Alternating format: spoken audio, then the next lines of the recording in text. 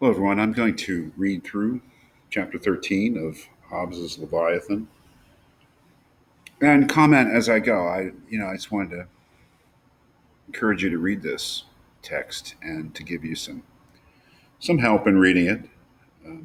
It's an important text, and it does constitute a required reading. And I'll feel free to include questions about Leviathan on the next exam. So you should probably watch this video.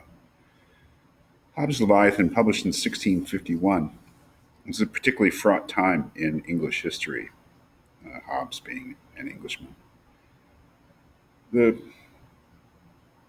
the English had just executed their king 2 years earlier. Charles I was executed at the end of the Civil War between the king and supporters of the monarchy and basically the Puritans. And so it was published during what they call the interregnum, when there was no king. For 11 years, between 1649 and 1660, there was no monarch in England. It was a republic ruled by Parliament and by the dictatorship of the Puritan leader Oliver Cromwell. Monarchy was restored in 1660. But, it was a particularly fraught time in English history. Dangerous time. Any time of civil war is dangerous. And, Hobbes is really important historically. A number of reasons, one of which is the first really, famous, well thought out notion of how government is created and why government is created. We're sort of beyond the sort of idea that a king is somehow chosen by God, rules by divine right. This is one of the first political documents that describes a notion where political authority, political sovereignty, legitimate power does not come from above, from God, but comes from below, from the people, the individuals who create government for their own purposes. A much more modern idea. It's one of the reasons it's important to read Hobbes. This excerpt doesn't directly have to do with that process of individuals creating government, but it provides the prelude to it, perhaps the motive by which individuals do create government in Hobbes's mind. It describes the state of nature. What Hobbes wants to describe here is what is life like in the so-called state of nature. And the state of nature is just the imagined state of human beings during that time in which there is no civil authority, in which there's no government. And, and what is life like, and what are the conditions of the natural condition of mankind, right? In the state of nature before there's civil authority. And so see, it's a very pessimistic picture and gives every reason to support Hobbes's idea that human beings, they need the Leviathan, that is, the big scary monster of government to keep them all in awe. Otherwise, things very quickly get out of hand. So, chapter 13 of the first part of Hobbes's Leviathan, of the natural condition of mankind as concerning their felicity or happiness and misery. Nature hath made men so equal in the faculties of body and mind as that, though there be found one man sometimes manifestly stronger in body or of quicker mind than another, yet when all is reckoned together, the difference between man and man is not so considerable. So people are basically equal to each other naturally, right? I mean, some of us may be slightly stronger, slightly more intelligent, but those differences are really not really very appreciable and very meaningful. We're basically equal to each other. Nobody's special, um, so we're all basically equal, and it doesn't mean like politically equal. There's no politics yet. It means equal abilities, which is true. Um, which is a difference, from the kind of things you've been reading, saying that people are equal rather than unequal. Right? But unfortunately, that equality leads to very quickly to some very bad consequences. Yet when all is reckoned together, the difference between man and man is not so considerable as that one man can thereupon claim to himself any benefit to which another may not pretend as well as he. For as to the strength of body, the weakest has strength enough to kill the strongest. Either by secret machination or by confederacy with others, they're in the same danger with himself. So it takes a kind of a dark turn right away, right? This equality basically means that nobody's safe. And as to the faculties of the mind, setting aside the arts grounded upon words, and especially that skill of proceeding upon general and infallible rules called science, which very few have, and but in few things, as being not a native faculty born with us, nor attained as prudence. Excuse me, I'm going to have to pause for a second. Just a second.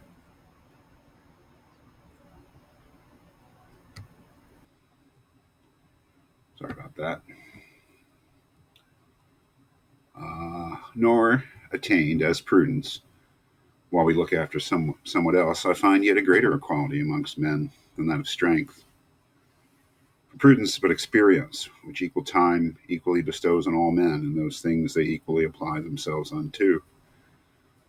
That which may perhaps make such equality incredible is but a vain conceit of one's own wisdom.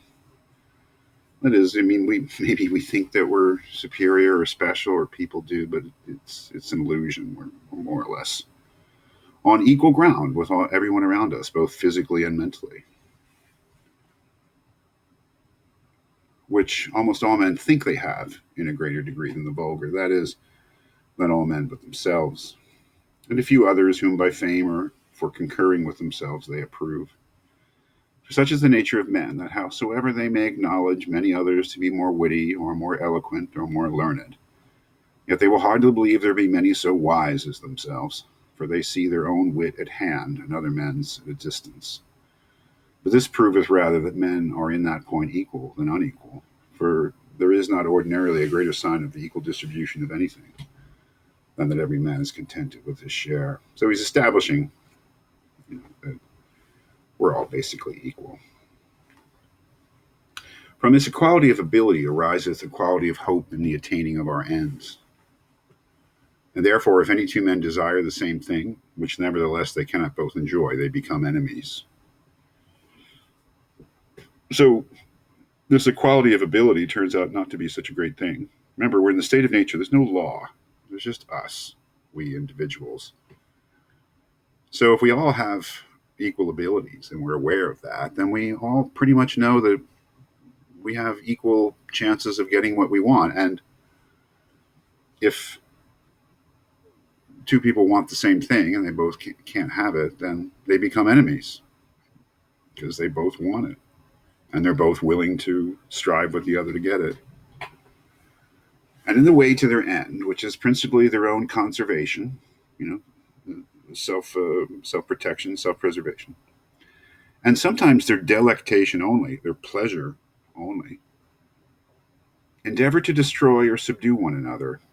And from hence it comes to pass that where an invader hath no more to fear than another man's single power, if one plant, sow, build, or possess a convenient seed, others may probably be expected to come prepared with forces united to dispossess and deprive him, not only of the fruit of his labor, but also of his life or liberty. And the invader, again, is in the like danger of another. So the idea being that if you have something that I want, and me knowing, I'm pretty much equal with you, I will do whatever it takes to get it. I'll be willing to struggle with you to get it. And, if anybody were to actually work, to plant, to sow, to build, they should expect that people will come and try to take it away from them.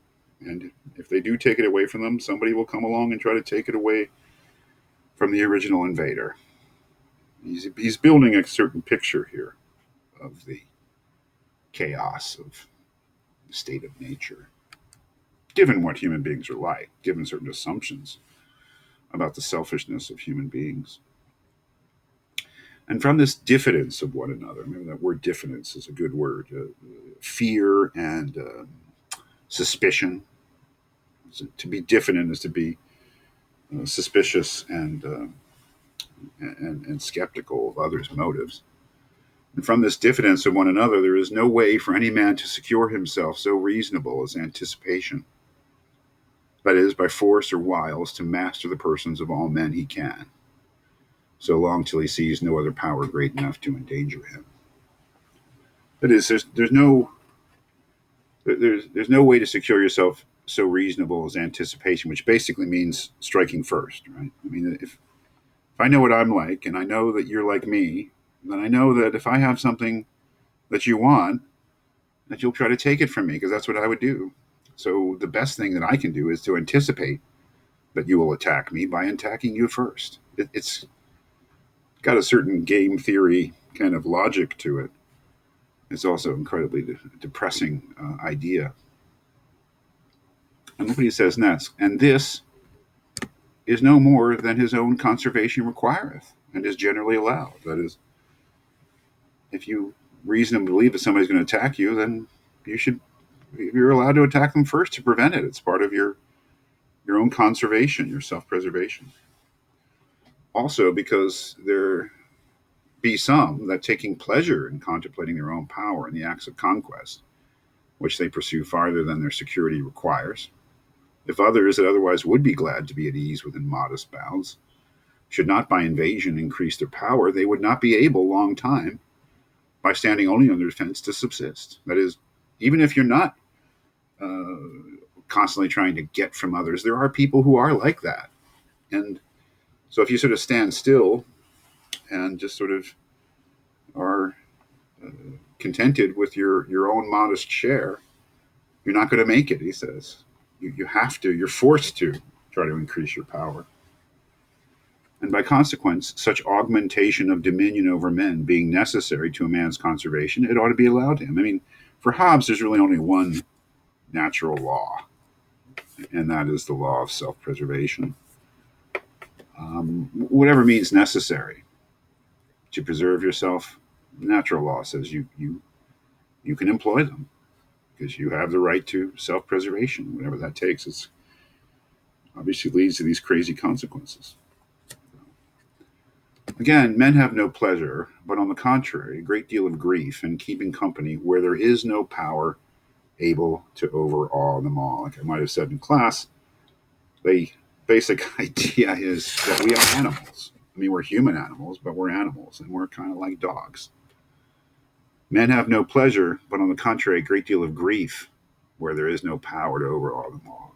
We need something, maybe not somebody, but something to be in charge. A power that can overawe, instill fear in us all. For every man looketh that his companion should value him at the same rate he sets upon himself, and upon all signs of contempt or undervaluing naturally endeavors as far as he dares, which amongst men that have no common power to keep them in quiet is far enough to make them destroy each other, to extort a greater value from his contemners by damage, and others from others by the example. So that in the nature of man, we find three principal causes of quarrel. First, competition. That is, we live in a world of scarce resources, and we all, essentially being equal, each of us hope to get them, have an equal chance. That's the cause of quarrel. Secondly, diffidence, a fear of each other, suspicion of each other, this sort of anticipatory attack, or that justifies this anticipatory attack. And thirdly, glory. I mean, some people just positively take pleasure in dominating others. They may not be the majority of people, they certainly exist. So these three principal causes of quarrel. The first maketh men invade for gain, the second for safety, and the third for reputation. The first use violence to make themselves masters of other men's persons, wives, children, and cattle. The second to defend them. The third for trifles, that is, people who are prideful and just like being powerful and admired and domineering. I won't name any names. The third for trifles is a word, a smile, a different opinion, and any other sign of undervalue. Cause of every stupid bar fight has ever gotten, people thinking they've been undervalued by each other, either direct in their persons or by reflection in their kindred, their friends, their nation, their profession, or their name. You said something bad about me. You said something bad about my family. You said bad about my neighborhood or my city or my sports team. Every stupid reason, and maybe not so stupid reason, for conflict, human beings will find it. Hereby it is manifest that, this is the key, man, during the time men live without a common power to keep them all in awe, they are in that condition which is called war. And such a war as is of every man against every man. Yeah, that's it. For Hobbes, the state of nature, the state of there being no civil authority, there being no common power, recognized power to keep us all down or to keep us from encroaching on each other. The state of nature is a state of war, and it is a state of everyone against everyone else, the worst possible war. For war consisteth not in battle only, or the act of fighting, but in attractive time, wherein the will to contend by battle is sufficiently known. And therefore the notion of time is to be considered the nature of war, as it is in the nature of weather. For as the nature of foul weather lieth not in a shower or two of rain, but in an inclination thereto, and many days together, so the nature of war consisteth not in actual fighting, but in the known disposition thereto, during all the time there is no assurance to the contrary, all other time is peace. So whenever there's no common authority, there's basically war. Even if there's no actual fighting going on now, you can expect that it will happen, and therefore it is a time of war. Or all other time is peace, and that would be the time when there is a common power, common authority.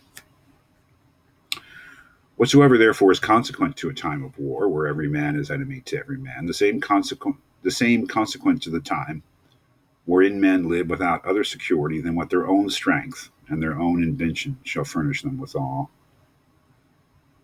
In such condition, there is no place for industry, because the fruit thereof is uncertain, and consequently no culture of the earth, no navigation or use of commodities that may be imported by sea, no commodious building, no instruments of moving and removing such things as require much force, no knowledge of the face of the earth, no account of time, no arts, no letters, no society, and which is worst of all, continual fear and danger of violent death, and the life of man, solitary, poor, nasty, brutish, and short.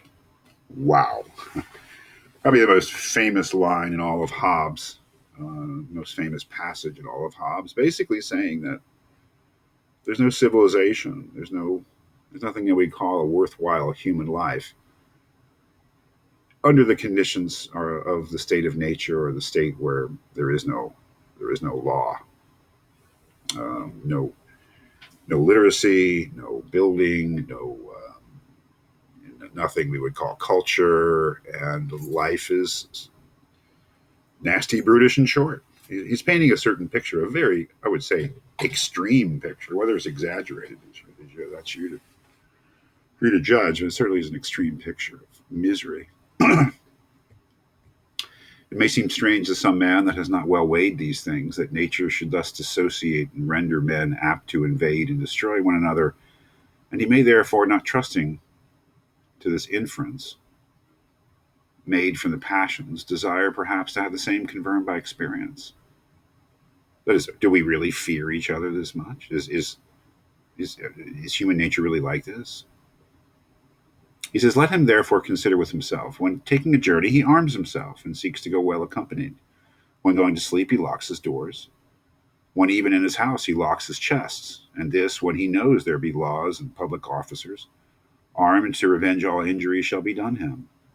What opinion he has of his fellow subjects when he rides armed, of his fellow citizens when he locks his doors, and of his children and servants when he locks his chests? Does he not there as much accuse mankind by his actions as I do by my words? But neither of us accuse man's nature in it. But it's not. If people really like this, we're not saying they're bad. He says the desires and other passions of man are in themselves no sin. No more are the actions that proceed from those passions. I mean, this is just what we are. We're basically a human being, saying goes, according to Hobbes, it's just a bundle of desires.